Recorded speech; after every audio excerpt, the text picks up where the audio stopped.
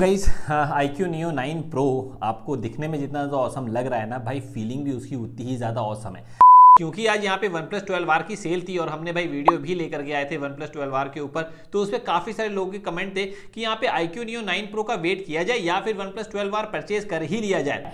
तो चलिए करते हैं इनका डिटेल कंपैरिजन। तो सबसे पहले हम लोग बात कर लेते हैं बिल्ड एंड डिज़ाइन की। देखिए iQOO Neo 9 Pro एकदम पूरे ही फ्रेश डिज़ाइन के साथ में आता है। अगर आप कंपेयर करेंगे इसके प्रीवियस वाले वेरिएंट के साथ में iQOO Neo 7 Pro से, तो एकदम टोटली डिफरेंट डिवाइस है। यहाँ से बैक से देखेंगे तो यहाँ पे आपको लेदर बैक का फिनिश देखने को ना मिलता है। और मेरे पास जो ना वेरिएंट था ये ना डुअल टोन में था, व्हाइट एंड रेड, और ये और भी ज्यादा अट्रैक्टिंग और भाई काफी लोगों की नजर इस पे पड़ती है। लेकिन वहीं आप देखेंगे OnePlus 12R अपने ना प्रीवियस वाले वेरिएंट की ही तरह है। यहाँ से बैक से दिखने में ना लगता है। जो इसका ब्लैक वाला वेरिएंट है वो तो हूबहू एकदम भाई प्रीवियस वाले वेरिएंट की तरह ही लगता है। और साथ ही साथ में गाइस यहाँ पे हमें देखने को मिला है कि OnePlus 12R थोड़ा सा हैवियर साइड में जाता है as compare to iQOO Neo 9 Pro। And even guys दोनों में ही आपको स्टीरियो स्पीकर्स और IR ब्लास्टर भी देखने को मिलता है। और भाई वहीं से अगर आप फ्रंट से देखेंगे ना तो iQOO Neo 9 Pro में आपको एक फ्लैट डिस्प्ले देखने को ना मिलती है। 3000 निट्स की मैक्सिमम ब्राइटनेस है और 1400 निट्स की HBM वाली ब्राइटनेस है। वहीं पे OnePlus 12R में देखेंगे तो आपको 4500 निट्स की मैक्सिमम ब्राइटनेस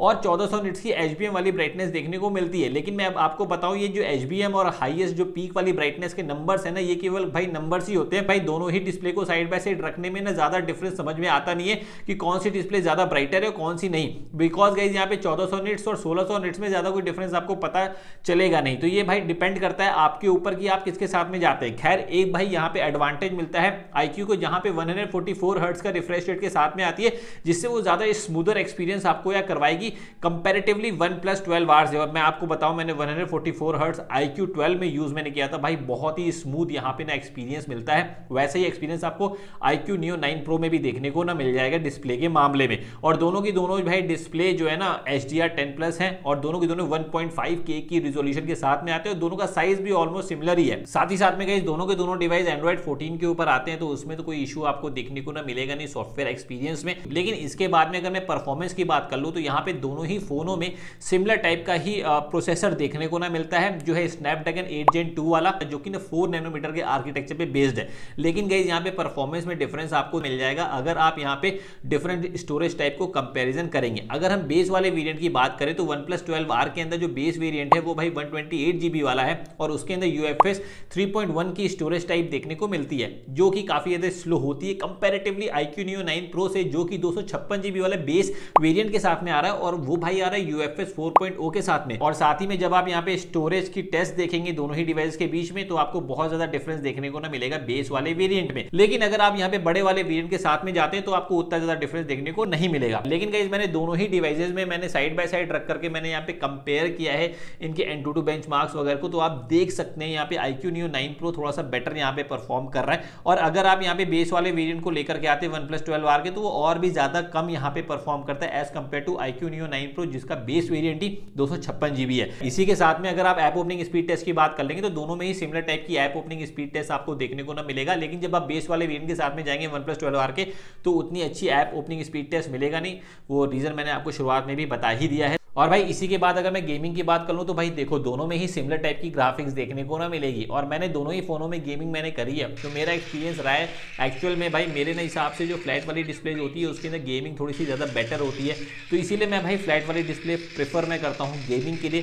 कर्व वाली डिस्प्ले में थोड़े से टच के इशूज आते हैं, कई बार आप टच कहीं और करते हैं, टच कहीं और हो जाता है। साथ ही में गई यहाँ पे गेमिंग में iQOO को थोड़ा सा एडवांटेज जाता है, बिकॉज गई यहाँ पे Snapdragon 8 Gen 2 तो गेमिंग में काम कर ही रहा है। साथ ही में यहाँ पे Q1 चिप के साथ में आता है ये वाला फोन, जो कि यहाँ पे iQOO का खुद ही सेल्फ डेवलप्ड चिपसेट है, जो कि बेसिकली गेमिंग को ही काफी ज्यादा एनहांस करता है। फ्रेम रेट इंटरपोलेशन भी आपको इसमें देखने को ना मिल जाएगा, जिसकी वजह से 144 FPS तक की गेमिंग आप यहाँ पे कर पाएंगे। और ना ही सिर्फ ये, बल्कि आपको यहाँ पे सुपर रिजोल्यूशन भी मिलता है, जिससे कि जो यार टाइनी एनिमीज होते हैं ना उनको भी आप यहाँ पे स्पॉट कर पाएंगे। तो ये सारे ही स्पेशल फीचर्स के साथ में iQOO आता है, तो इसलिए थोड़ा सा ना एडवांटेज जाता है गेमिंग में iQOO को। इसी के बाद गाइस अगर हम कैमरे की परफॉर्मेंस पे आ जाए तो भाई देखो यहाँ iQOO Neo Neo 9 Pro के अंदर एक बड़ा अपग्रेड देखने को ना मिला है, जहां पे 50 मेगापिक्सल का प्राइमरी और 8 मेगापिक्सल का अल्ट्रा वाइड सेंसर तो है, लेकिन जो इनका 50 मेगापिक्सल का सेंसर है ना वो है IMX 920 वाला। और वहीं पे OnePlus 12R में देखेंगे तो उसके अंदर पुराने वाले सेंसर के साथ में ही गए, जो कि आपको OnePlus 11R में आता था, वो है IMX 890।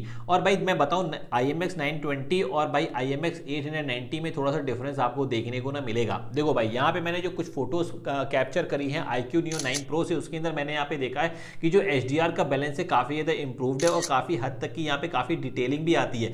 यहाँ पे ना कॉन्ट्रास्ट और जो ना रिचनेस है कलर की वो भाई भरपूर यहाँ पे मेंटेन रखता है iQOO Neo 9 Pro। और साथ ही साथ में गाइस हमने देखा है कि लो लाइट की भी परफॉर्मेंस काफी ज्यादा इंप्रूव करी है। और भाई वहीं पे OnePlus 12R की बात करेंगे तो भाई उसके अंदर आपको 50 मेगापिक्सल का Sony IMX 890 वाला प्रोसेसर जो देखने को मिलता है ना वो भाई वैसा ही परफॉर्म करता है जैसे कि आपका 11R में करता था। बहुत ज्यादा चेंजेस आपको देखने को ना मिलेंगे नहीं, यहाँ पर भी आपको HDR ठीक ठाक ही देखने को ना मिलेगा।